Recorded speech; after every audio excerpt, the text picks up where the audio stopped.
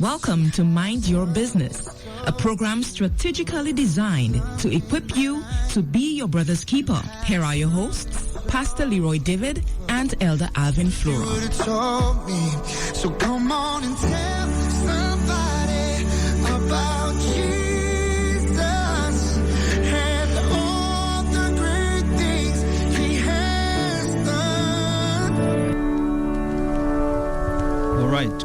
Greetings and salutations to you, our friends, viewers, listeners. We're happy you joined us and that you kept your dial tuned and you are with us for Mind Your Business. So welcome.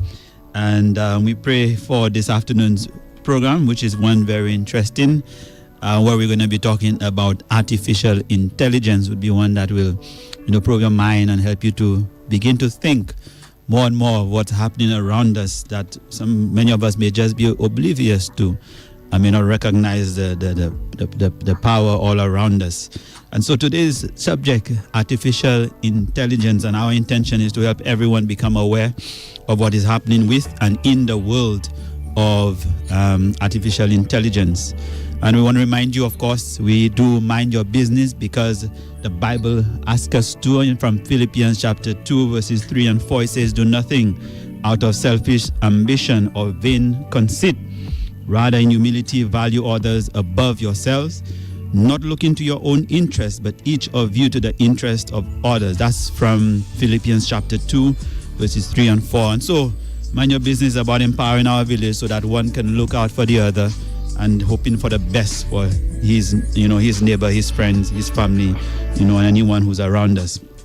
We want to remind you, of course, this is a live program. You can call in at the appropriate time. It's 452-1011, and you can message us on WhatsApp 4619647, and we look forward to hearing from you. Of course, we have an email address. It's myb.praisefm@gmail.com. And we look forward to how the program today and unravels. We welcome Elder Flora with us today. Let me say a pleasant good day and greetings to all our viewers and listeners all over the world. And of course, it's good for you to share where you're listening from. You could probably use the chat or use the WhatsApp platform to let us know where you're listening from at this time of day, and let us know how you're doing. So if you listening from Guyana, whether it's Africa, whether it's England, wherever you're listening from, just give us a message. Tell us I'm listening from whatever country, so we could know. We could pop you in our message, in our greetings, to send you some special greetings wherever you're from. We know we have listeners all over the world, England, especially England. We know we have in Germany, we have in Africa, we have all other places. And of course, those of you listening to the rebroadcast that we have on Sundays, we know that we have persons listening as well. So we just want to say welcome to you, and we hope that God has been blessing you throughout the time that you've been listening, or the time that you've been up, the time you've been working. So we thank you again for tuning in to this special program. And of course, we're going to be touching on something futuristic this afternoon, and we're looking forward to the discussion and talking to our guests who are not really guests this afternoon as well. Yeah. So we want to bow our heads as we say a word of prayer. Father, we thank you, dear Lord, for your blessings on this beautiful day, dear Lord, as we about to open up the program and discuss this very important topic of artificial intelligence. Dear Lord, we pray that you may open our minds and open our hearts. Give us the right words to say, dear Lord. Be with our guests who are here with us as well. Continue to be with us and bless us. Bless the persons who are giving us technical support, and our listeners and viewers as well. This is my prayer in Jesus' name. Amen and amen. Amen. Of course, Elder Flora say our guests are not really guests. No. Because, they are guests to MYB, but they are indeed Praise FM family. They are the host of The Watchman on Praise FM. And we have with us Elder Trevor Cyril and Elder Junior Rodney. We say good afternoon to you, gentlemen. Good afternoon. Good afternoon, everybody. All right, and welcome to Mind Your Business. And we are happy to have you guys. You are the experts on the subject of artificial intelligence today. And we look forward Are you taking it? Brother Rodney actually removed his glasses to make sure he's hearing properly. he did that. So we're happy you gentlemen decided, or in fact accepted the invitation to be with us. And of course, I think you guys would be excellent nature of your program and nature of this program, so we can discuss as to what's happening with the world of artificial intelligence. And before we go in, how you guys doing, man? Doing well by the grace of God. Mm-hmm. Always by the grace of God. Yep, doing okay. I had to ask earlier on if this place was bomb-proof.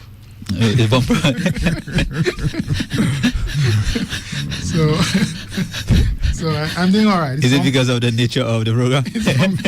I'm doing okay.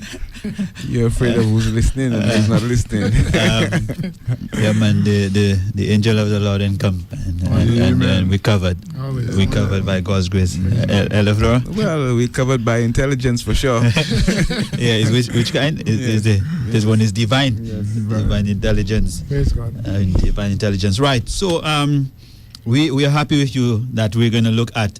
It promises to be exciting, and it's going to not just whet the appetite. I mean, even myself. What I was telling Ella Flora earlier, Ronnie and Ella Cyril, is that just coming from a training right now, and while today is a discussion on artificial intelligence, my presentation that I just viewed ended at 1 was on artificial intelligence, and I was like, wow.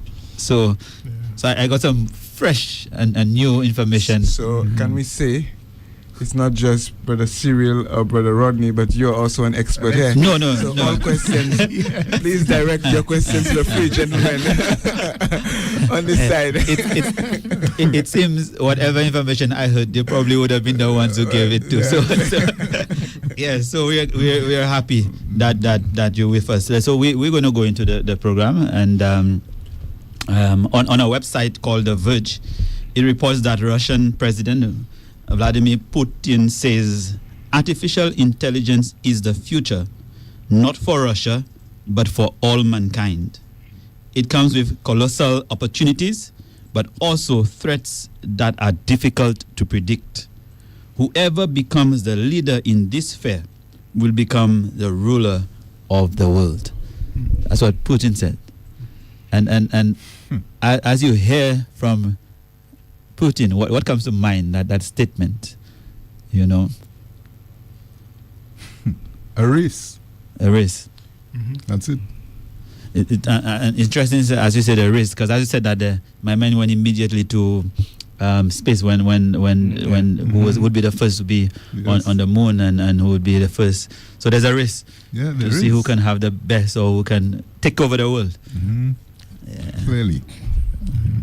I guess the leaders of the technology, they're trying to find out who can lead, and whoever is leading the technology will be the one to rule the world. That's what he's saying. And he's a world leader, a very powerful one indeed, and he was technically putting himself out of the race. He's saying not just for Russia, and we know that we have other world leaders, the US and China, who are fighting the battle neck and neck to see who will lead in that area of artificial intelligence. So if he's talking about artificial intelligence, and he's saying whoever becomes the ruler or the leader in that sphere will become the ruler of the world. So my first question, gentlemen, is what is this artificial intelligence? What is it all about? Okay, well, IBM, which is one of the leading global companies, they said that artificial intelligence, short for AI, it leverages computers and machines to mimic the problem-solving and decision-making capabilities of the human mind. Okay. So clearly they're going to use the capacity of men, of human beings, to try and create machines and computers to work together. And they're saying, well, to mimic but I'm kind of worried Yeah. about the word mimic. Yeah. They're actually trying to take control. When I heard mimic, I'm thinking the mimic human beings, problem solving of the Yes. human beings. Mhm. Mhm. So while a number of definitions of artificial intelligence have surfaced over the last few decades, John McCarthy offers the following definition. Now, John McCarthy is one of the pioneers. Mhm. And he says, it is the science and engineering of making intelligent machines, especially intelligent computer programs. It is related to the similar task of using computers to understand human intelligence, but AI does not have to confine itself to methods that are biologically observable. Mhm. Okay. All right. If I can just add to what Brother Trevor said, trying to take it down a little bit. Artificial intelligence is basically an imitation also of human intelligence or processes by machines, especially computer systems. So it uses mathematical, what we call algorithms. Mhm. In other words, to a step-by-step instruction embedded in a computer software that sort of filter and select from a large database. In this system, learning is involved in that this system can learn to identify and interpret digital patterns such as images, sound, speech, text, data, and we even have some examples like Siri or Alexia. Mhm. So it uses computer applications to statistically analyze available information and estimate the probability of particular hypothesis. So when you hear these terms, you starting to think, how intelligent is this? Sounds really intelligent, right? So basically it will take information about the past and make decisions, sort of like make decisions about the future. Mhm. So you have a lot of information, stored information, and it is able to pull that information out. Well, I don't want to mention it yet. I was almost tempted to mention GPT, but that will come down later.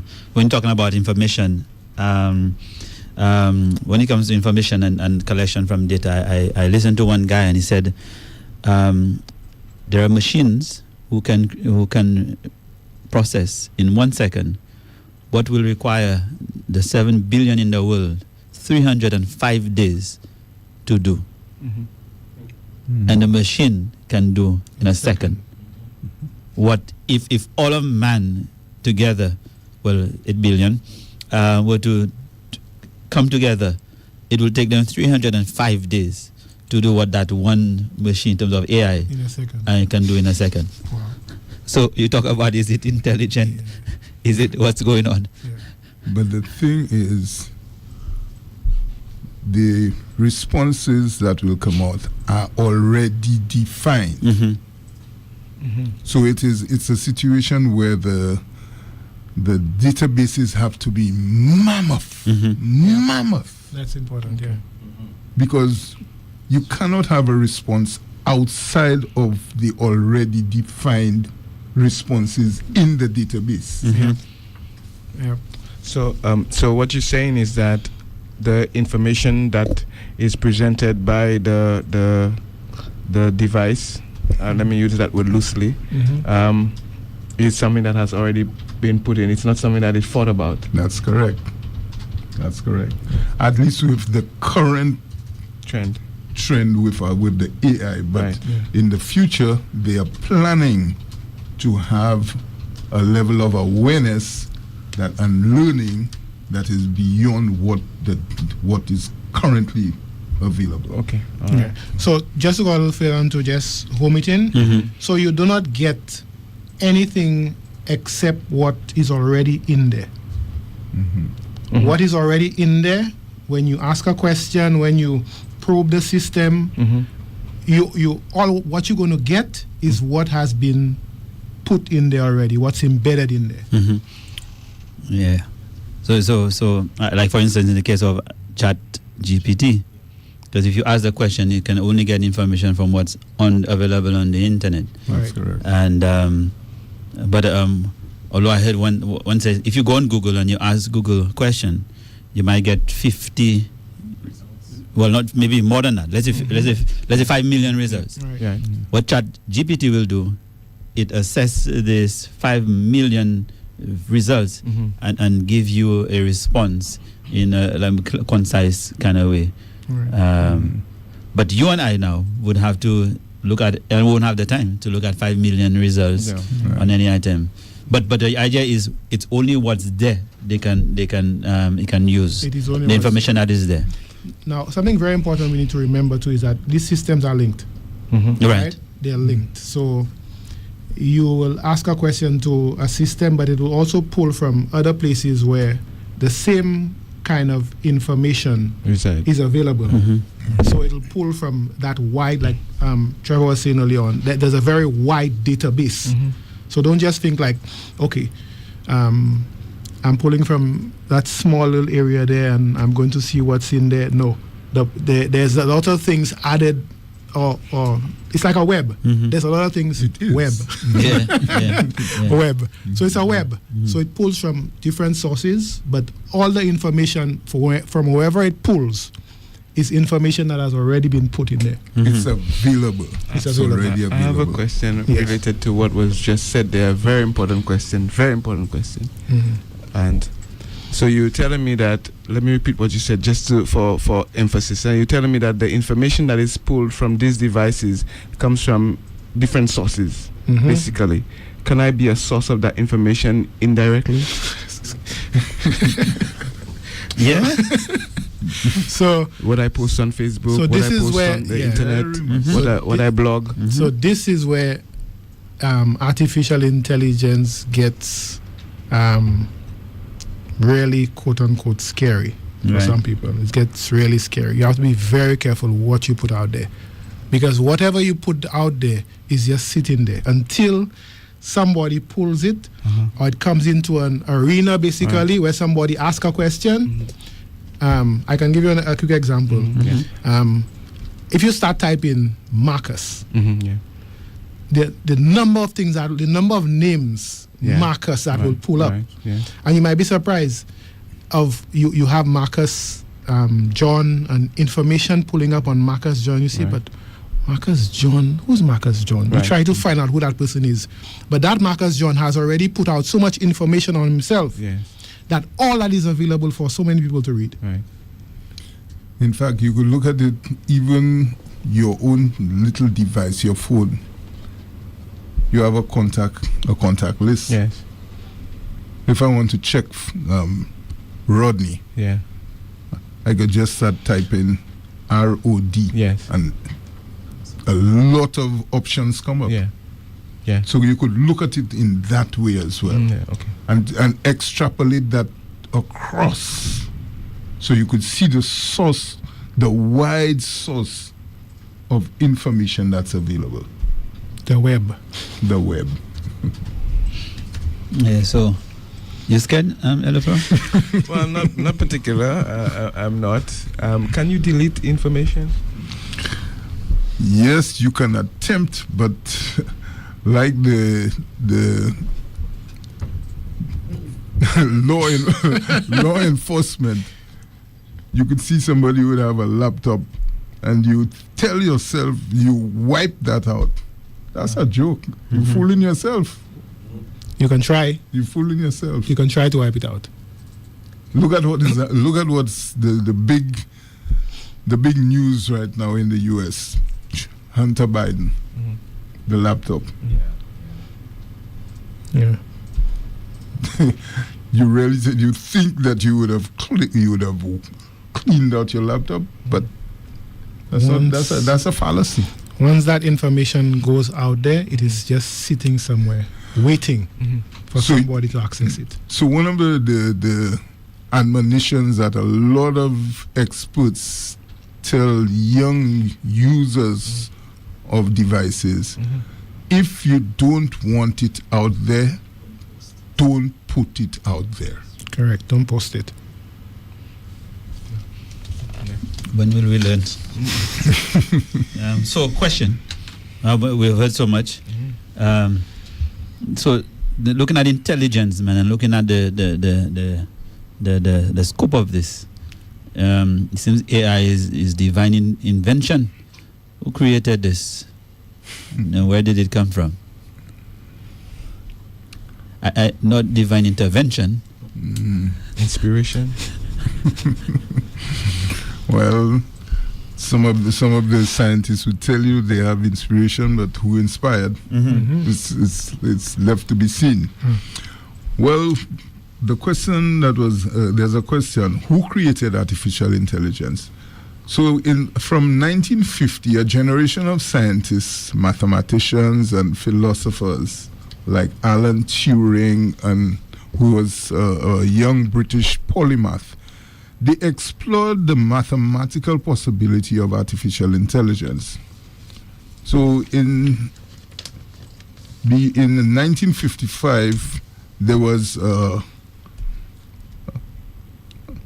conference, and they really tried to address the issue.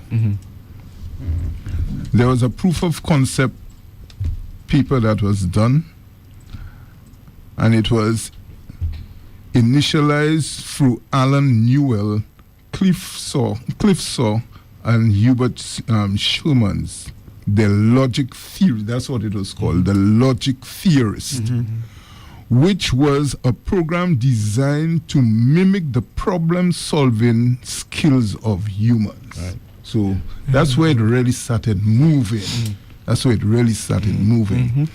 It was funded by the RAND Corporation. The RAND Corporation stands for Research and Development.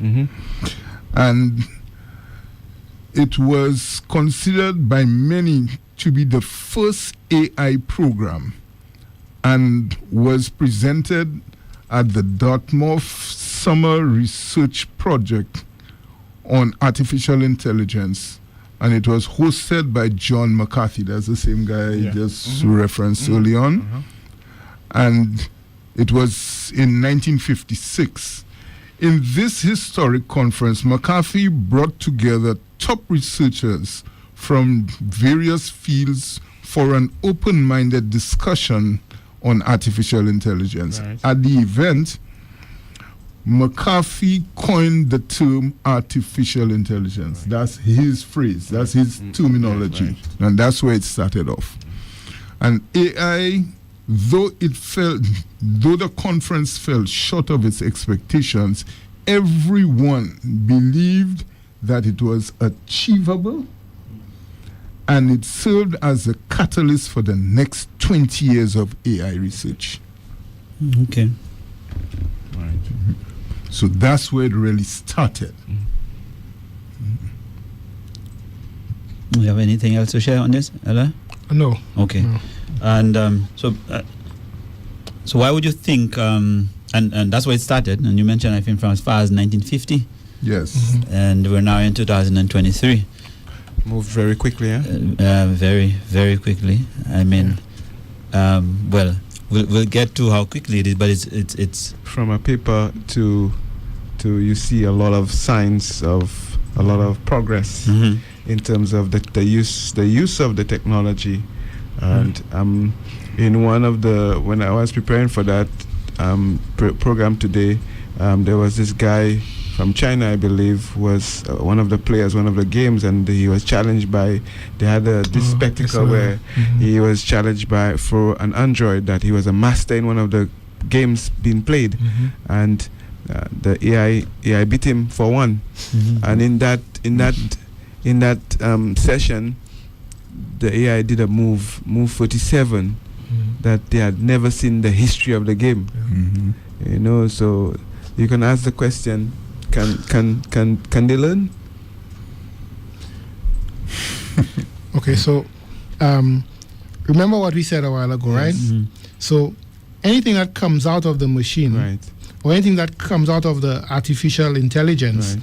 it is things that have been put there Right. before. So if it comes up with something that has not been humanly seen before, Right. it is not that it is creating something new. It is something that is already in there. Mhm. Okay. It just hasn't been seen yet, Okay. but it's already in there. It's Wow. already in the system. And that's why, we marvel so much at technology. Because you remember the first time computers and cell phones came out, right? And you started typing a name, Yeah. Right. Predictive text. predictive text. Yes. So like preempting, and you say, Yeah. wow, boy, I think really smart. Yeah. You know? But it's not that it's smart. All of these things has been already, these features sort of have already been embedded in there. So there are more features. I don't know how much time you spend on your phone. Yeah. Right. But there are features we won't get to. I mean, you give it to your daughter, your son to play with, Mhm. and but you see that how you Yeah. you arrive at that. Yeah. They just it's almost like if it's evolving, but all of these things, these systems, these procedures, these texts, these writing languages, as they sometimes call them, these are already in there. Imagine back to while we look at this, I was looking at it and I'm seeing for AI, right? AI, it was that there's artificial narrow intelligence, there's artificial general intelligence, and the narrow intelligence talks to designed to perform a single task. All right, and so you have various things like, well, interesting enough, Nathaniel, even ChatGPT falls on that, but Facebook, all of those things, Alexa, and then there's the Siri, all of those fall. So that's artificial narrow intelligence. That's right, yeah. And then there's artificial general intelligence, Yes. which were your definition, I remember, mimicking, That's human learning and human sensory, all of those things, motor skills, which is far superior than the A and I, and I think I saw artificial super intelligence. Yeah, well, I was looking at something like that. Right. So when Ella Flora said move fast from 1950 to now, it's really moving fast, and I'm not surprised. Actually, we are told that different companies, the spectrum of information and discussion is such that different experts say that there are different basic types of AI. But I looked at one of them which says there are 7 basic types of AI. Okay. So artificial narrow intelligence says that it is AI designed to complete very specific actions, unable to independently learn. So that's what we were talking about there. There's artificial general intelligence, AGI, which is designed to learn, to think, and perform at similar levels to humans. Now, that is the kind of thing that getting people nervous. Right.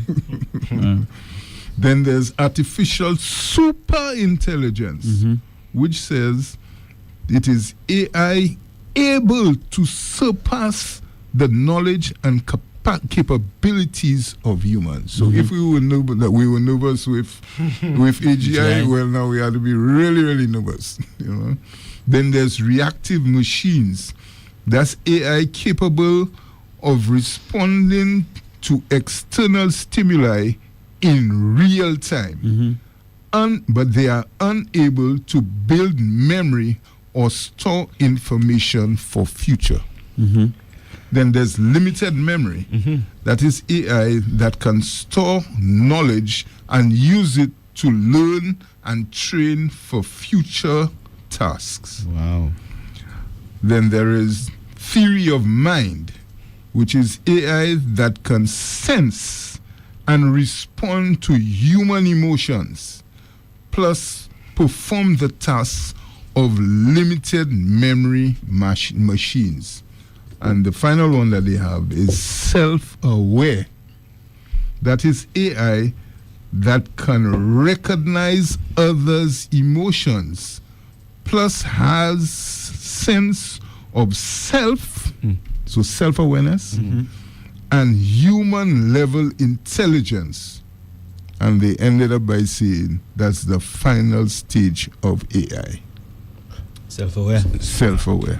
So, is this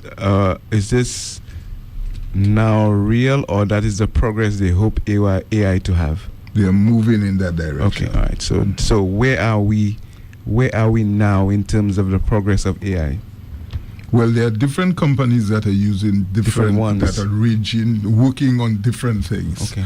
But we already have the artificial narrow intelligence. Okay. With respect to the AGI, we are moving towards that. Okay. Yeah, We don't have that capacity because we don't have the human interaction fully on pat yet. Okay. All right. There's the I forgot I tried. I think it's Ross. I'm trying to get. There's a robot created on the AGI. Moving to it can mimic, I think, 26 different facial expressions. Right. And I think can speak. Well, of course, and I'm going with what was defined is what was put in there. Exactly. Can speak languages. Right. What are 7? I can't remember how much. I'll get it in a bit. 7 different languages, but it's of course programmed in.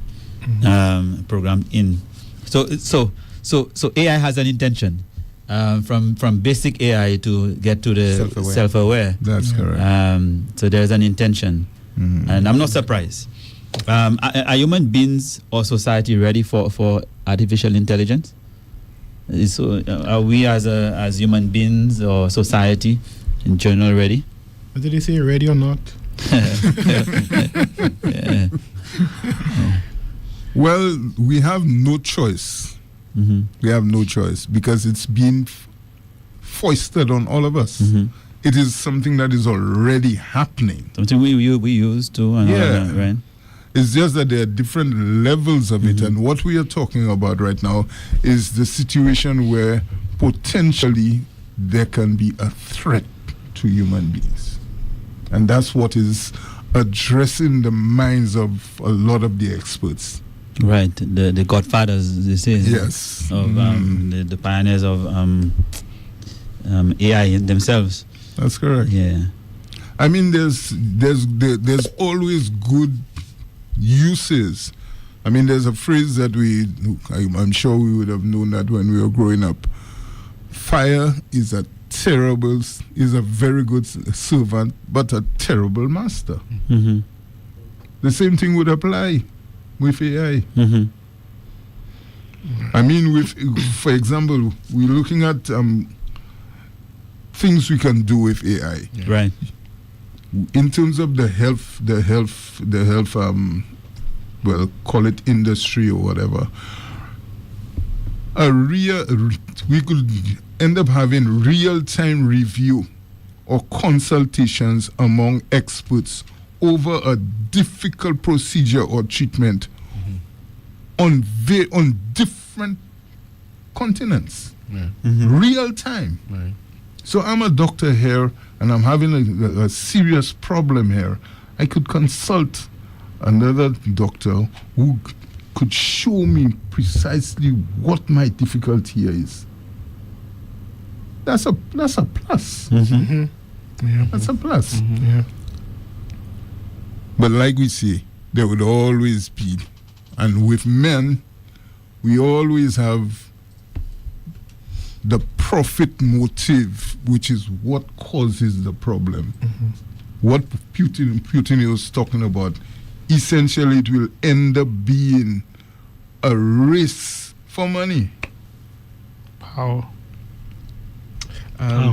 Because the developments are generally done by who? The corporations. Okay. And there's always, and generally what happens is that there is a military application first.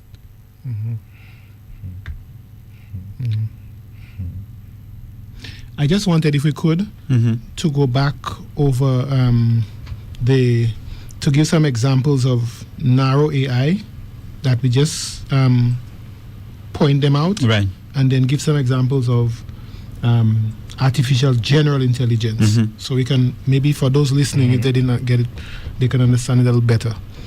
So when you look at narrow AI or narrow artificial intelligence, we're talking about digital assistants, for example, Alexa, Siri. We look at online shopping, we look at medicine, and we look at reading x-rays, right? Right. Talking about narrow AI. Autonomous vehicles, no driver, right, in the vehicle, and places we already have that happening. Yeah, we have it happening. I think Alvin asked a question a while ago, if we dare, or if we how far we are, or where we are. We're looking at job searching, interviews, right? What that's done as well online through artificial intelligence. Crime prevention, CCTV, face recognition, Yes. recognizing you by not only your face but by your gait. And people are questioning the privacy issues of that. But social control, China now has, I think, or setting up 600 million CCTVs. 600 million. 600 million CCTV cameras. So we're talking about a place, I think they say, where every five seconds you'll have a camera looking at you, Okay. right? Talking about narrow artificial intelligence, narrow AI. Autonomous weapons. Some people have really a lot of worry about that, because you can now sit in a room, have a control with you, and you can guide a missile, guide a what do you call them? A drone. A drone, guide it, and it can take out a target that is set by the military. Right. Talking about narrow intelligence. So all these are some examples of narrow AI. Now remember, the machines that do these tasks, the machines are not the machines have this information put in them, Yeah. right? So that's what you have to remember. The machine does not pull things from other places. The machine has, these things are embedded into the machine. So they know, they're given a task basically, and they complete that task. Okay. Right? The difference, artificial general intelligence, considered by some to be the end goal, and you were talking about it a while ago, the end goal for AI, right? So instead of having an AI that can perform specific tasks, artificial general intelligence will be able to perform any task you set it to do, and with enough time and computational power, it's going to do it well. So that's basically the difference between narrow and general intelligence. So you're actually going to be using the same capabilities of a human being enhanced. Right. So for example, if you have a machine in a store, you can tell it pack these shelves. Yeah. Yes. And it will be able to pack Yeah. the shelves according to height, according to whatever products that you want it to. It should be able to do that efficiently without taking a water break or a bathroom break, Exactly. or any of these things. I'll give you an example. There's a friend of mine who came from Germany some time ago, and my company sells spray paint. We sell the accessories to go so that you can paint your car. We call them spray guns. Right. And so you take a piece of metal, because they're made out of metal. So you take the metal and you put it into a machine, Right. and nobody touches it. No human hand touches it Right. until it gets in the van packed Right. without a human being touching it anymore. Right. So you just put a piece of metal Right. in a machine, and the machine forms it. It puts the tiny little holes. Right. It puts the trigger in. Right. It puts everything concerning that specific design that must come out at the end. Right. No human hand touches it afterwards, except it gets in the vehicle. the driver transports it to where it has to go, and he hands it to whoever he has to hand it to. No human being touches it. I would imagine that truck has a driver. The truck. Well, he gave another. While you mentioned that, he gave something else. Yes. He was in Russia, and when he traveled to Russia, there's a huge compound in Russia, and there are children there. Their parents just basically hand them over to Putin. They basically hand it over. So there's a complex where they don't go back home. They're just there, and they are. You see the race we spoke about a while ago. These children are basically handpicked, and they are working on developing technologies. So he was there. His assistant, a young lady, and he called her. He said, well, she told him that they have to get a cab to go to the other side, and so they called the taxi. So the taxi arrived, and he's like, looking. No driver. And there's no driver. So he said to her, I'm not getting in that vehicle. No way I'm getting in that vehicle. And she says, no, it's all right. That's how we get around around here. That's how we move about around here. Right. So autonomous vehicles, Right. no driver. It's already here. Not in St. Lucia, but it's already there.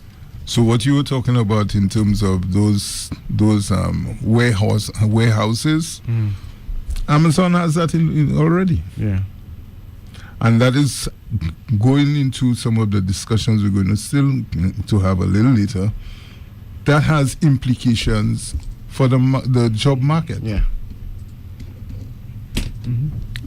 Major implications. Before we go to the next question, since you're talking about going into that, Rishi, let's take a minute into one of the clips here from not actual the one from The Godfathers. Start somewhere around 3:50, just for about a minute. All right, and you'll hear at least what one of them says. He's talking about going into that.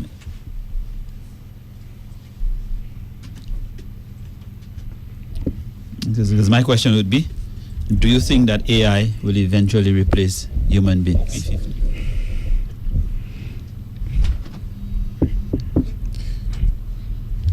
You ready, or you want to take a break? Yeah. We take a break, and then we will return. We will return with this clip that we have to show. Personal risk reduction is important. Germs are everywhere, and you can reduce your risk of infection by practicing some basic infection control measures. Taking the stairs, avoid touching the railing. If taking the elevator, ensure you use hand sanitizer immediately after exiting the elevator. Hand sanitizers with 60% or more alcohol are great to use, so have some readily available on your desk for quick use. Have your own personal bottle to carry with you when away from running water and soap. Germs can spread easily and be anywhere. Be sure to wipe down or disinfect desks, telephones, and keyboards. Washing your hands often will reduce the spread of germs, but you must wash them as recommended.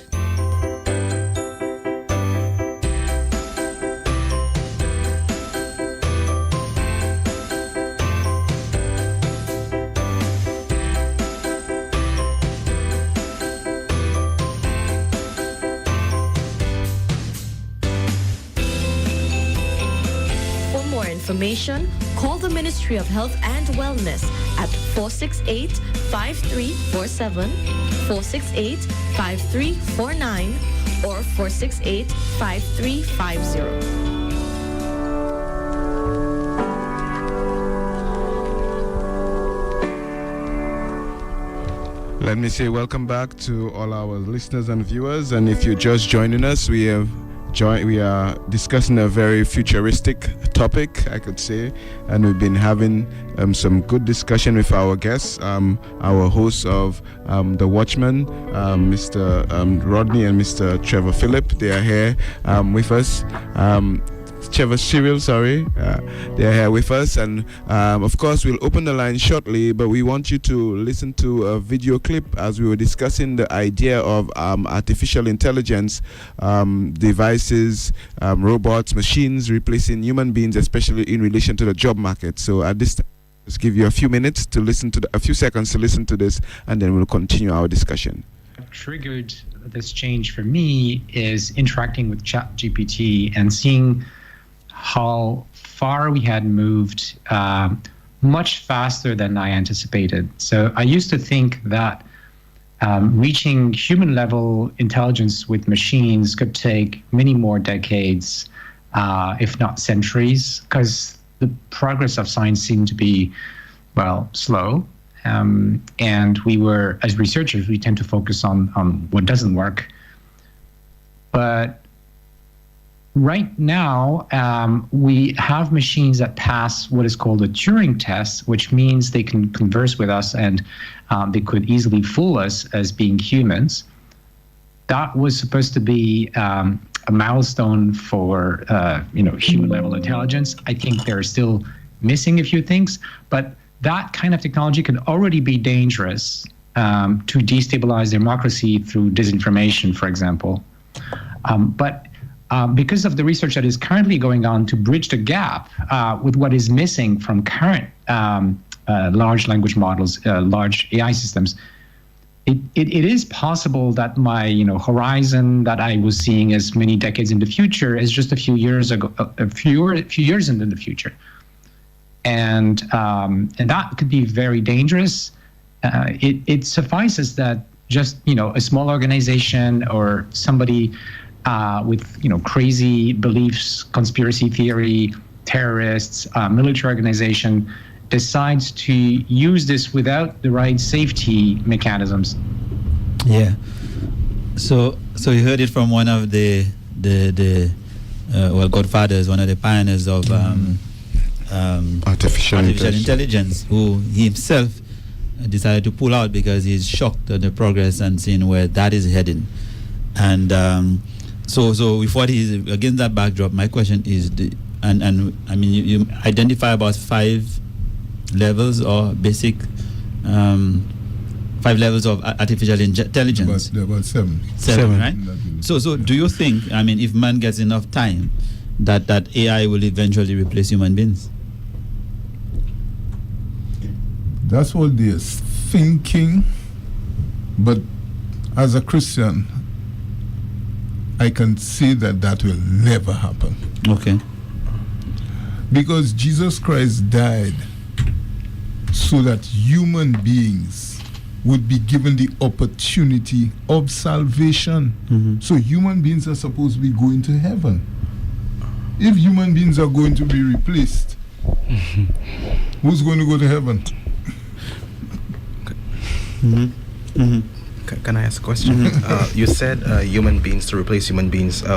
In what area specifically? Is it across the board, or is it in the workplace you're referring to? Well, I guess workplace anywhere, because eventually we'll know.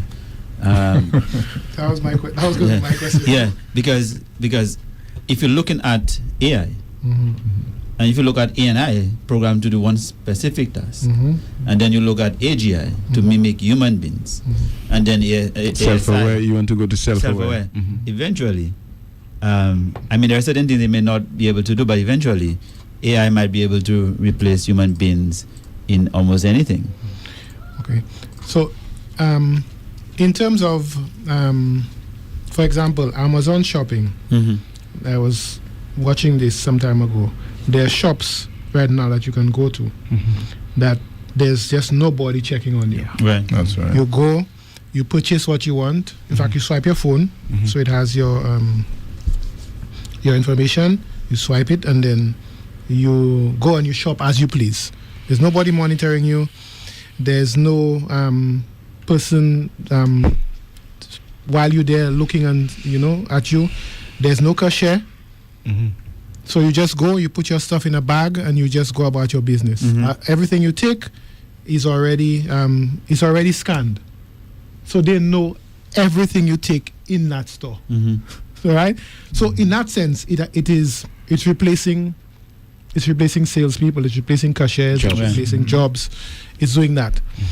In terms of vehicles and drivers, I was watching the rig, as you call them, those big trucks. There's how old is he now?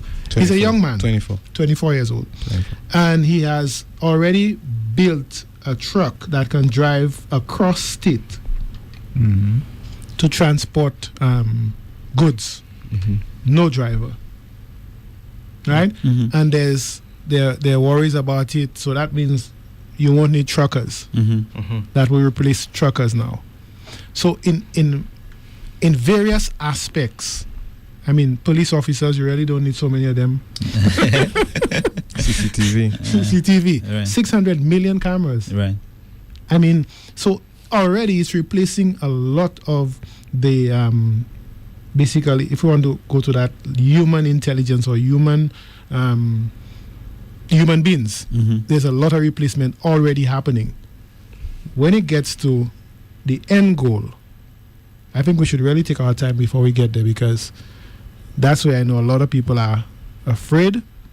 But we have to talk about transhumanism, because it's heading. Yeah, it's heading in that direction. And I, like one of the philosophers said, that would do.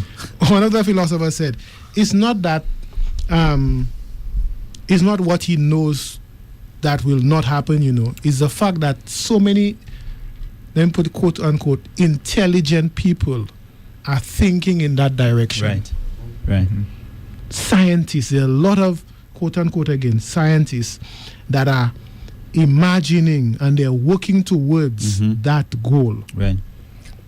So the question is, or at least one of the questions is, those persons, what is their motive? What is the motive? And in a lot of cases, one of the motives, it's about the money. Because it's a situation where a lot of persons who would have been employed, they are now, machines are going to be deployed. So there's going to be, they always tell you, they always give you a nice scenario, so that there will be retraining and redeployment. But that the job losses can never make up for the persons who are going to be coming, because it's coming into the new jobs, because the whole focus is about maximization of profits. So if I don't have to pay somebody, look at what happened a few years ago. Remember, you would have had a bank account. You go, if you want to do some business, you go inside the bank, you do some business. Now, then you're told, all right, you don't need to do that, I'm giving you a machine. Then you go into the machine right now. The ATM. You're going to find yourself in a situation, sometimes the ATM doesn't have the money that you need. So you are said to have been in a more convenient situation. Sometimes you are inconvenienced. Then they say, well, all right, this is supposed to be giving you things will work out better. And then you end up having to pay for the services of the machine. So the company has already now saved money in terms of a body that was inside, and they are now getting some additional revenue from the machines, because every transaction $1. It's not only that, the machine is not sympathetic to you, Precisely. It won't say you want 100 back and give you 20 today. So the thing is always going to work out at the end of the day with the intention of profit maximization. That's what it's all about. Right. I have a question. In 1999, there was a lot of anxiety around because of that number 19. Yes. And there was this issue, a frenzy of the Y2K bug, and a lot of people were imagining different things happening. Is this the case with artificial intelligence? Are we just anxious, and because we don't know what's going to happen. Is there a real threat, or are we in a Y2K situation all over again? So that's a very good question, and I think we played the clip a while ago of one of the founders, right? Yes. Right. And if you go and you listen to these individuals and what they're saying, they're the ones who founded it, you know. Yeah. And to listen to what they're saying, like they need to have a referendum, they need to stop at a certain level and have a discussion and everything. So, and then they tell you why they want to do that, because it is taking a course that they think it will be a danger to humanity. That's what they're saying, right? Now the question is, are we seeing that too? Are we looking, as we're looking on the outside, looking in, can we see that happening? Because think about it. You want to, as a you know war, as they say, two countries at war, and you want to drop a missile. You're passing over St. Lucia, and you want to drop a missile in Martinique, and God forbid, instead of dropping that missile in Martinique, that missile falls where? In St. Lucia. How many people that were not supposed to be dead in St. Lucia are dead? How many things that were not supposed to happen? How many clicks that somebody just clicked something or gave the wrong coordinates by a point or something? So there's so much thing in there, and that's the discussions. These are some of the discussions that they're having right now. Let's wait. Let's take this slow. Let's re-examine the parameters. Let's examine all the. Let's make sure our I's are crossed, our I's are dotted, our T's are crossed. Let's make sure we have everything in place before we go any further, because apparently it's creating a lot of questions surrounding it. But then the very same guys are saying that with AGI, the machine is supposed to eliminate the errors that you're talking about. Yeah, I was thinking about that. It's supposed to eliminate that. Yeah. So that's an area where we need to just be like what we are saying. Then there needs to be a pause. But the thing is, according to what Putin is saying, there is no pause. No pause. Let's go. Well, you ask. And I'm happy, Ronnie, and you brought that up. You asked if that's a Y2K frenzy, to that effect.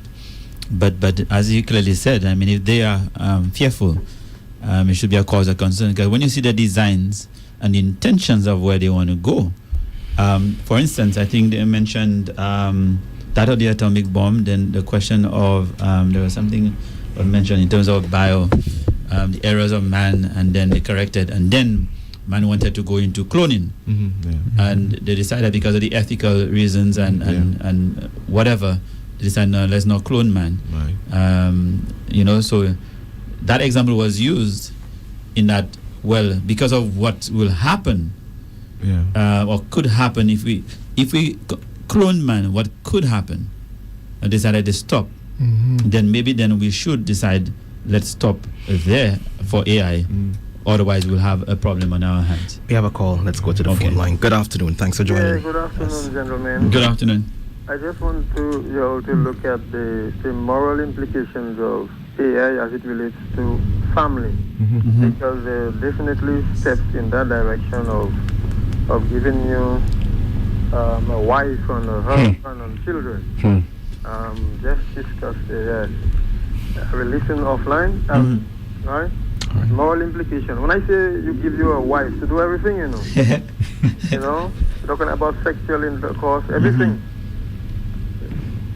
Yeah. That's okay, it. Gentlemen. All right. Thank you. Yeah, even children too. All right. Thank you for your contribution. That's why we want to play that clip in a bit. But a quick question though: is that possible? AI given sex? And I'm going to ask that question because now we have dolls created and all of those things, and so you can see where man is going. Let's go back to the phone line. Good afternoon. Hello, good afternoon. Good day. Good afternoon. Fine, doing good. Brilliant topic this afternoon. Yeah. Although AI is a good topic, a good idea, but I think it can cause laziness, It'll cause people to be lazy. In a sense that, after we have computers, to think first, to have robots again, and then to have vehicles that are taking us to our destination without a driver, that will encourage a lot of laziness. Right? That's sin. I don't think that's God's plan, I mean, He give us knowledge, wisdom, and understanding, but I don't think it's not really a godly thing to be lazy. And another thing, like, don't you think that AI can contribute to the current situation? That's what I was asked. Thank you. All right. Thank you very much. I want to go to a message here. It says, they were asking here, do you think that AI is a friend or foe? Someone says, whether it is a friend or foe, it depends on how it is being used. It just needs proper regulation, transparency, and thoughtful decision making. Thoughtful decision making can help harness the full potential of AI while also addressing potential downsides. To the phone line we go. Good afternoon. Good afternoon. Good afternoon. We're talking about artificial intelligence. Now, in the world around us, it's full of artificial. I've not been to a secondary school, but when I see the word artificial, I know it's not a real thing. Now, I will ask you this question. Well, I asked you some time ago the same question. When you look at the people in the hospital, what mind do you think they are? The mental wellness. People who go through a mental wellness. What mind do you think they have? Are they mind artificial intelligence? Though they may have sense, but yet their mind is artificial? Will you tell me? Well, I wouldn't think it's artificial. It would be human intelligence. But I will say, though people may be adults, go to a mental hospital, and people may consider that they are crazy. Not everybody who goes to the mental hospital have lost their mind. And I can give honest. I am a witness for this because I have been to a mental hospital and the Lord has transformed my mind. Now let me tell you, artificial intelligence is sweeping in our churches. Even in our Christian churches. Could you believe? Let me give you an answer. Once I was working a place and I was taking care of an elderly, and the children all said me, give my mom a book to read. So now I know her, I started her very good, and she's of age, and she normally has pains. So guess what book I give her? I hand her the Bible. And I hand her my Bible because my Bible has big print, because I myself, my eyes not good. In no time, she said, could you take me back to my room on a wheelchair? I bring her back to the church. When I went in the room, I said, Mom, what did you read in the Bible? Oh, the lady felt so insulted. And this was a lady who had been retired from a head teacher. She had all the knowledge, and she had been going to church all her life. I would say, this lady has an artificial intelligence, and this is crippling the church. Because sometimes most pastors couldn't believe that the Bible is so easy, the 10 Commandments, and yet they reject the 10 Commandments of God, and they say, this, we don't have to do it. I would say this is artificial mind, and it's just putting our mind. Let me give you a talk about myself, what the devil was trying to do to me. The devil was trying to place in me an artificial mind. And the devil tell me, that was the first time I fall sick. The devil tell me, I have 1 week to live. Now, that's why most people, young people, they take their life. Because they went in the world, they have no peace. And when they come in the church, they can't get answers, they commit suicide. Why? Because of the mind, the devil has taken away the mind. And the devil tried to come in and torment my life and tell me, I have 1 week to live. Well, I said, I don't tell nobody what the devil said. And I tell everybody I'm sick. Imagine, I was so sick. My belly, my stomach, everything was hurting me. And they could not find what was wrong with me. So I went with my mom to make it right with her, and tell her I have cancer. I tell everybody, guess what the people in the church tell me? If I'm going to die, turn the burial in. Nobody helped me to make myself right with God. And let me give you two. So imagine that. Yes, so just excuse me, caller. We want to continue our program, and at some point in time we will discuss mental wellness and how to deal with these such issues. But we thank you for your contribution as we continue to discuss. All right. Thanks. Now, the Marcus asked a question. Can AI help with crime prevention? Now, of course, I think you spoke about it in your definitions, facial recognition, and is doing tremendous work. Especially with that 600 million cameras that's going in. There's an intention behind it. Yep. And of course, I know many people are thinking, so we're going to be monitored. We'll be monitored everywhere, and so we're going to be monitored. But I read one case where, even with that, and that's what Elder Trevor said, what AGI intends to do is to mimic human behavior, decision-making, and problem ASI solving. eventually get better. There still are errors being done with even the facial expressions and stuff, recognition and stuff. Yeah, good afternoon. You on the air? Okay. Right, now, the moral question that was asked. And I think to answer that, and we should play the short clip of the intention of AI in terms of the ecto-life. All right. Can we go back to the phone line, guys? Okay. Just hold that. Thoughts. Good day. You on the air? Yes, my people. Good day. God bless. Yeah. Blessings. Just bear with me. I just want to say something here. The thing is that with artificial intelligence, you find a lot of people that have devices and they're dumb, they're foolish, they're ignorant. It will not improve their life. It will only make it worse for them. Like they posting all kind of happy show around child molestation, who get shot, who get chopped. You get where I'm coming from? You see, this kind of intelligence thing, a lot of people, they will stay back. And the very devices they have will cause them to lose their lives. They'll not be able to stay around for long. You get where I'm coming from? Out of the Christian realm, within the Christian realm, you find the people they're serious and they take God seriously. They'll be able to use these devices to the fullness of their ability. For godly things, information, intelligence, to elevate themselves, their lives, their families, whatever. But within that outside Christian realm, these demon-possessed people, they'll use it for destructiveness. And that very destructiveness will take their lives. You'll not be around for long. You're listening to me? Intelligence, right? The wiser you are, the longer you will live. If you're a dumb person and you have a smartphone, it's no good to you. Right. You get where I'm coming from. You have to be intelligent to have an intelligent phone, to make full use of it. And you could see what's going on around us. It's not that the people using the devices for. They're not elevating themselves. They're not, they're not looking for more information, more intelligence, or things that will sustain them and keep them alive. It's always for destructiveness. Right. Like we say, the Almighty God has a hand in everything. Because He said in the last days, knowledge and everything will increase. We'll get wiser on these things. But it has to be for the positive things of it, not the negative. All those who dwell on the negatives, they will not be around for long. The very devices they have will slaughter and slay them. You listening to me? Yes. You live negative, you will go negative. What you sow is what you reap. If you only sow in negative seeds, you will reap negative seeds. So, for that intelligence, it will just be good for a handful of people. People who really see life and take life and issues very seriously. But the majority of people, they are jokers and they're demon-possessed, so you cannot talk to them. Okay. God bless. Understood. Glory to God. Thank you. Have a blessed day. Understood. And I guess it's similar to what you're saying. I mean, it's what's in there. I mean, and of course, you have to think of uses of AI. So if all of mine is negative, my intention is to bomb a country you're only talking about, then that's what I'll use it for, and so on and so forth. But let's do the clip quickly, because there are a few questions we need to answer. The one on Ecto Life, the womb facility. Okay. Well, let's take a break.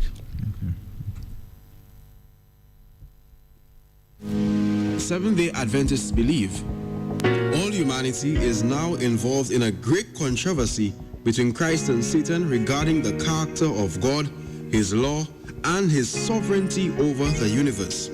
This conflict originated in heaven when a created being endowed with the freedom of choice in self-exaltation became Satan, God's adversary, and led into rebellion a portion of the angels.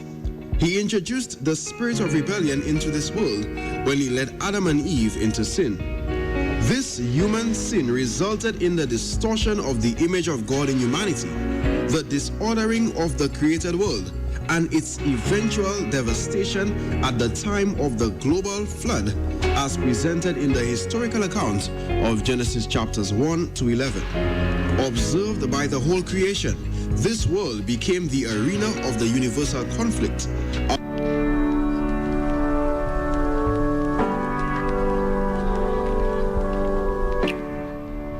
Yes, we welcome you back to our program this afternoon as we discuss artificial intelligence. At this time, we will play you a short clip, and then we will continue our program with our guests.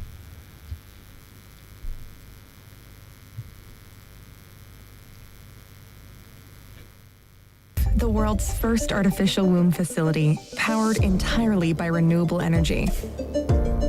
Ectolife allows infertile couple to conceive a baby and become the true biological parents of their own offspring. It's a perfect solution for women who had their uterus surgically removed due to cancer or other complications. With Ectolife, premature births and C-sections will be a thing of the past.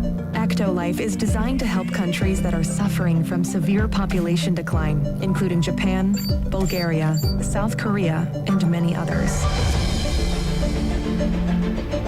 The facility features 75 highly equipped labs. Each state-of-the-art lab can accommodate up to 400 growth pods or artificial wombs. Every pod is designed to replicate the exact conditions that exist inside the mother's uterus. A single building can incubate up to 30,000 lab-grown babies per year.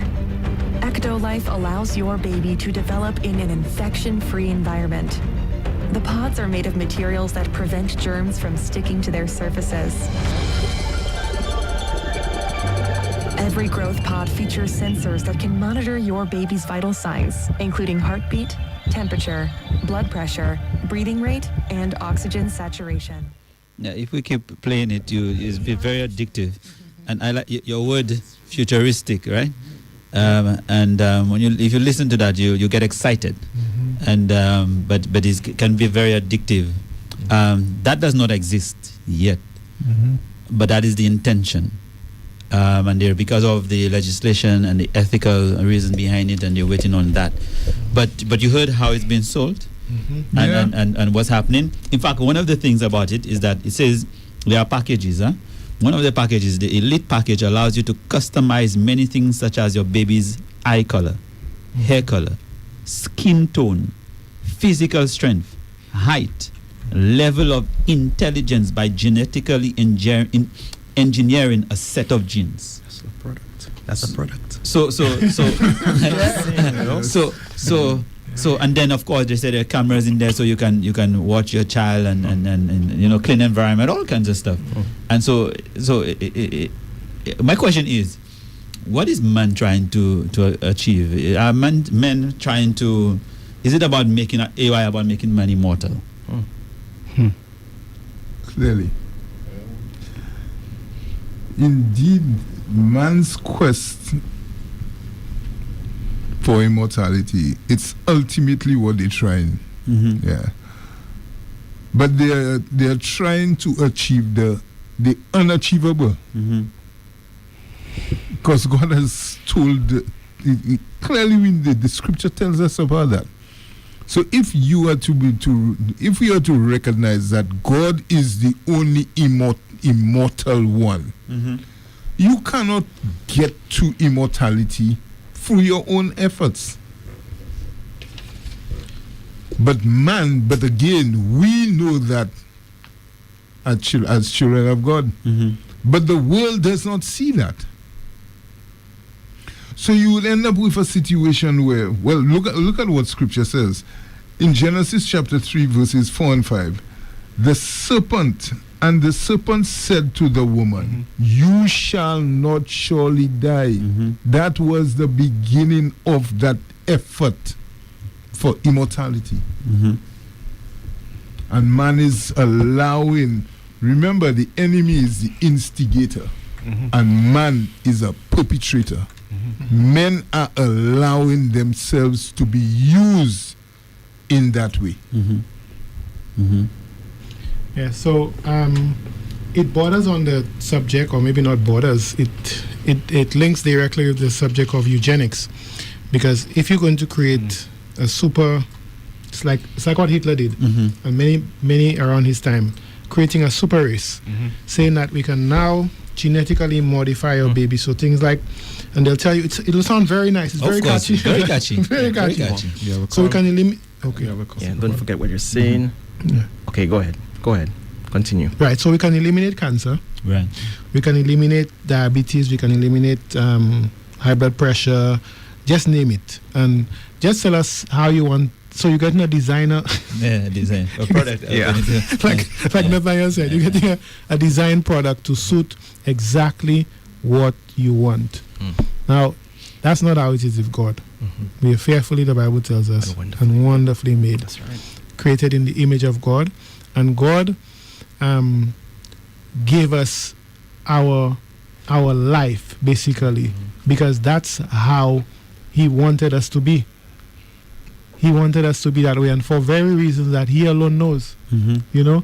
So now basically we're playing, and that's why, which I've read from Genesis, you shall be as gods, as Elohim Himself. Beautiful. You know.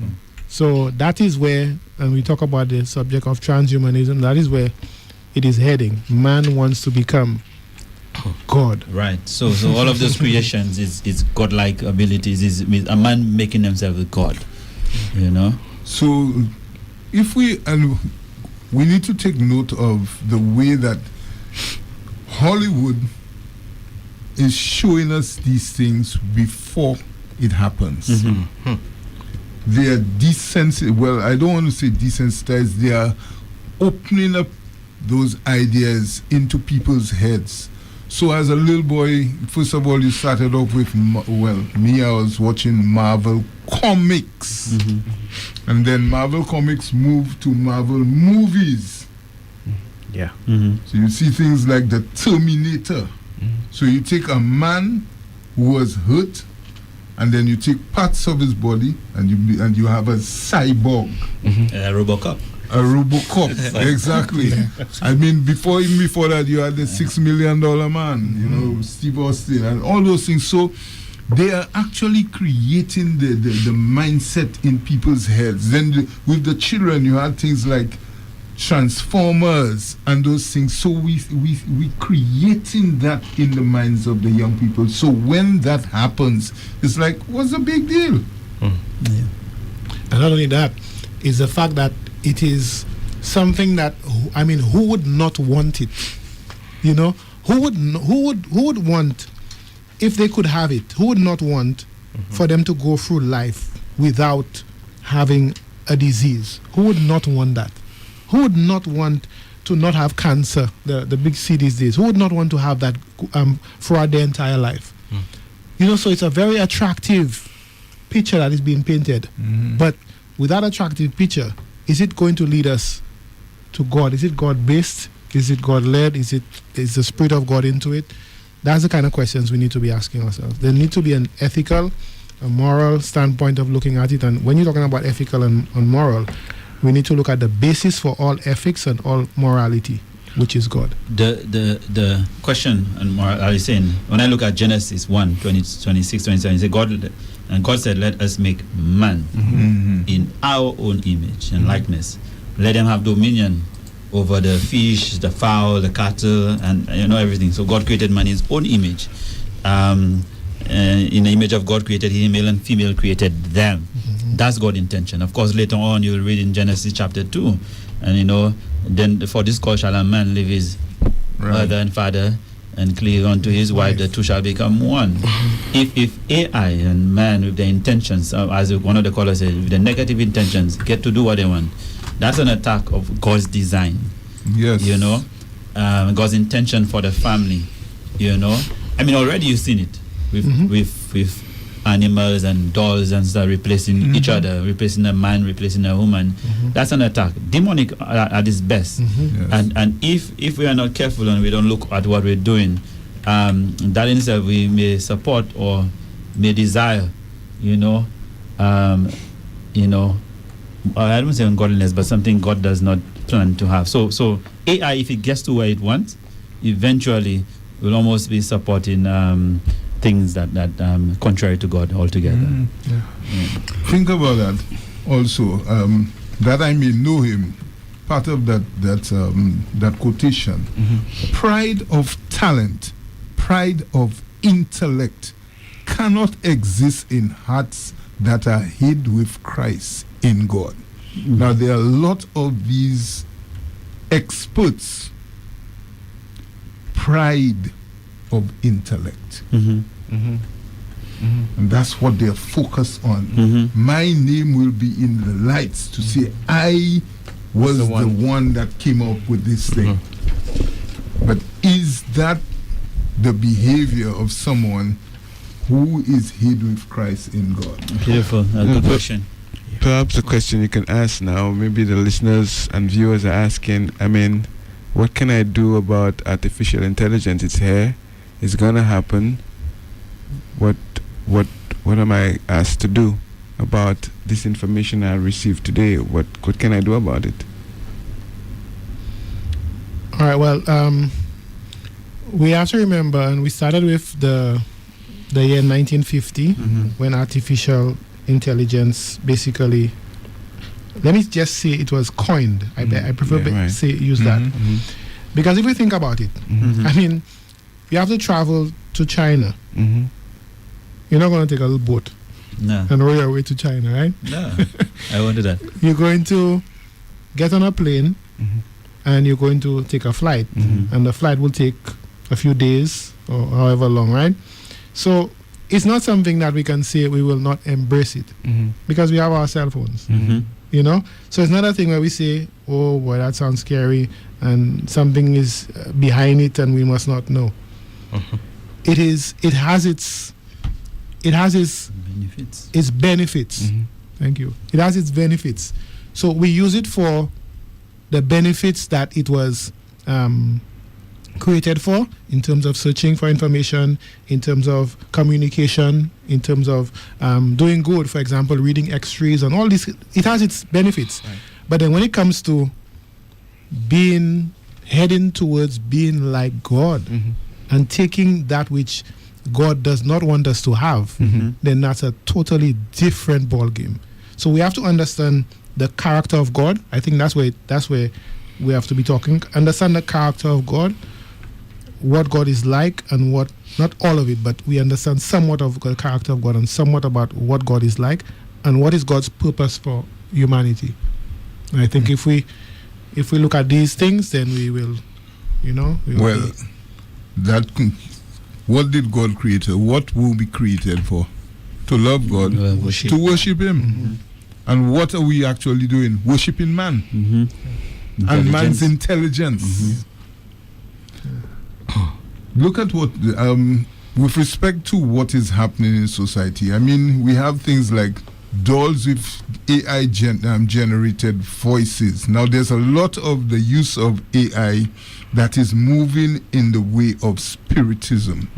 Spiritualism. There's a lot of that. So you have, for example, they have those dolls that are being created with the actual voice, mimicking the voice of a long dead loved one, like a grandmother. So the little boy, that little girl that is missing the long lost person, you hearing that voice, a soothing voice, but that's a dead person's voice. What are we doing? What is happening? Then we have AI infused devices for invasive and life-saving medical interventions. That's a good thing. That's a good thing. So it is all about the motivation, what you are using the item for. Like we said earlier on, fire is a very good servant, but a terrible master. Are we going to allow AI to master us? That's a good question. Just before we go into the chat room, on the side of the spiritual aspect of AI, again, I know we said it's how it's being used.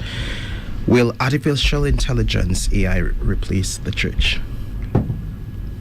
I'm not directing the question directly to you, Pastor. Pastor David was at the session, so he should be able to answer the question. You have experts there. Experts there? Yeah. Okay, so do I expound on that? Alvin and the rest when of you you guys. say explain. I don't need a preacher man or a pastor to come and preach me a sermon. I could listen to a sermon right there in the church. So it's being replaced with, there is no one physically to deliver a sermon in the pulpit. So my question was, will AI, replace the church in terms of someone coming to preach to you? I don't know if you have the answers for that just yet. I know it was a spot-on question. I don't know if anyone wants to weigh in. I can add to that. To your question. I can add to it.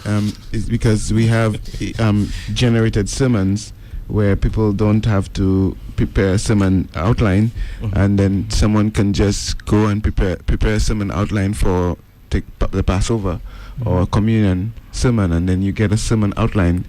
Again, it's similar to his question. It's a different way of replacing the church. Yeah. So how do you feel about that? What is your response to that kind of use of the technology? Well, let me let the expert go. That's part of it, Pastor. We can hear you. You see, the thing about AI, and just as I believe the thing about online, virtual world, they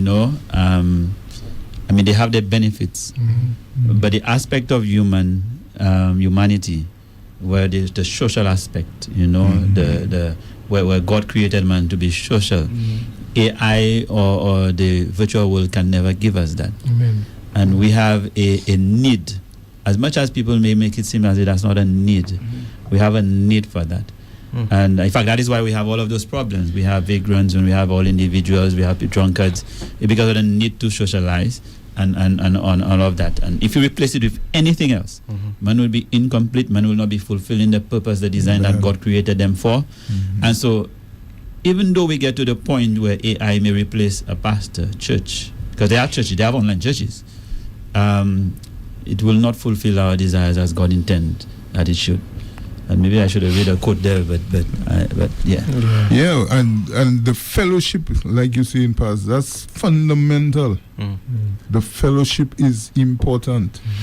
I mean, when we had the COVID situation, look at how we were clamoring for us to go back into church. I mean, it's nice when you meet the brethren for you to, hi brethren, how you doing, how was the week, etc. That is something that is very important. That is very important. And I just want to add a little piece more, what Pastor and what we have said. The commission is given in Matthew chapter 28. Jesus says, go ye therefore and preach to all nations, baptizing them. Right? So AI can be used to disseminate information. So somebody, you can have I started an online Bible study, and many people do it. Many people are studying online. Where they're distant from us, we can have a study, the Zoom or whatever it is. You can have a prayer session, whatever it is. So that's so beneficial, right? But when it comes to the individual camaraderie, that is so essential. And that's why, like Pastor was saying also, that God created us as social beings. So there needs to be that aspect of it, or else I don't see how, because I'm the gospel, you're the gospel, we are the gospel. You preach a sermon that the AI will never be able to preach, and the AI will preach a sermon, or when I say that, I mean disseminate information, maybe not the way you will disseminate it, but everybody will hear in different ways. So there are people that are touched that nobody will be able to visit them, while nobody can visit them. They're in a remote location, but you can get to them by that. For example, Praise FM. There are people who come to know the gospel through Praise FM. There's nobody who sat down and had so many different Bible studies with them. But that's part of it, although we are being used, right? But there's so many different things, the online Bible study courses they can do, and so on and so forth. So there's huge benefits. It's just that we have to make sure that we know the parameters of it. Yeah. Go ahead, Pastor. I'll say quickly. On one of the presentations earlier today, the guy was saying You know, you could take there's I think it's Descripti or something on the ANI, artificial narrow, and you can take a sermon, or you can put your script and then put it in and give it any voice you want. So if you want to hear Elder Flora preach, you can give it that script of a sermon, and you'll hear your voice preaching. You know, and so all of that is a creation to replace man, and that is the danger. All in all, there's benefits of AI. But if we continue to play God, that's the thing. You understand? If we continue to play God, it's ultimately going to be worse and worse for us. We're creating a monster ourselves. Yes, and there's another element to that. The whole thing about self. One of the things with AI pushes a lot of personalization. So you would hear, they would tell you, boy, your entertainment can be so personalized and unique. It becomes unique. So the two of us will be at the same in the same area, looking at the same thing, but it is unique for me and unique for somebody else. Now that whole thing about self, remember, self is a dangerous thing. And that is one of the things that the AI can be used. So you could go down into a little, you end up like a rabbit hole. It's me. And that can be so dangerous. We have an hour we have 1 minute and 30 seconds instead of hour less. A few things on the chat, so we need to wrap up. And you see, Ella, we have many questions that we have not finished. And so it means, therefore, MYB would love to see you guys again. We can finish it off in grace. Yes, Ella? Yes, just to go into the chat quickly here in reference to the video we played on the world's first artificial, I think it was artificial womb facility. Someone says there is a deep spiritual connection between the baby and the mother during the 9 months of gestation. This cannot be replicated by any machine. No matter how clean and whatever. Someone says that the enemy has a counterfeit for everything. Nothing is new under the sun. Man has always wanted to be like God. They cannot create life, but they can create a form of life, thereby making themselves a creator. Moving right along very quickly here. Someone says in the chat, Ford Motor Company in the UK, that's a UK individual, has been using machines to build cars for years. People can protest all they want, but the 1% at the top will always have the advantage over the many at the bottom. Well, not always, because Jesus is coming again. It's possible AI dolls have been manufactured to the individual specification. And another comment here, everything is now artificial from your head to your foot. A final comment here, the individual says, in my opinion, with the invention of tech like the telephone, man was already being replaced. With the invention of the internet, the same happened. AI is only another type of tech which adds to reducing the labor force for profits.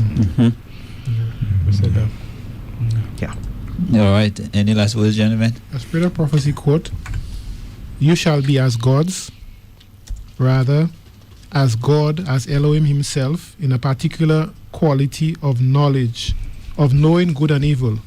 It was a high bait which the tempter offered." A high bait. And Eve, who at first had answered rightly, and who was as yet knew nothing of falsehood, dallied with the temptation and was lost. But we must not comment too severely upon her conduct. It was no mean desire which led her astray. She longed for more knowledge and greater perfection. Sounds like what's happening.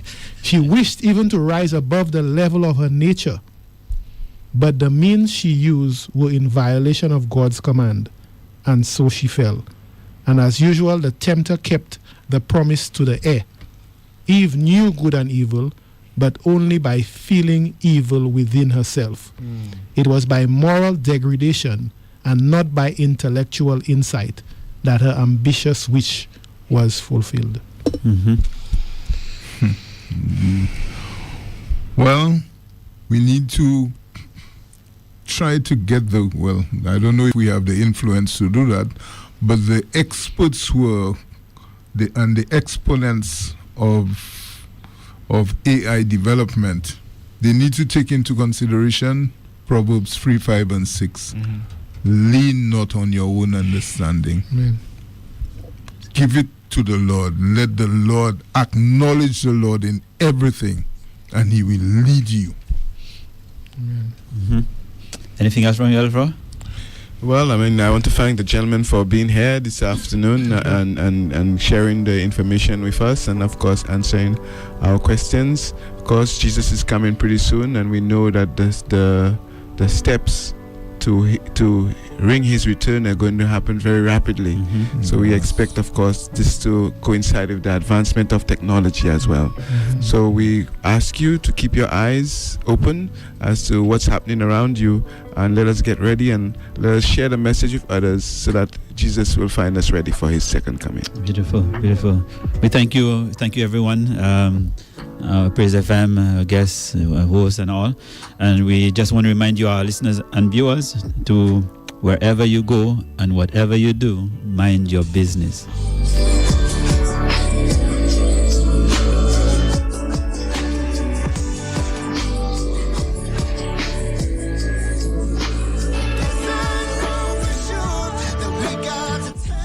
Thank you for tuning in. We hope that this program has helped you to understand a little more your God-given responsibility to care for one another. Join us next Wednesday at 2 p.m. for another episode on Mind Your Business with Pastor Leroy David and Alvin Flo.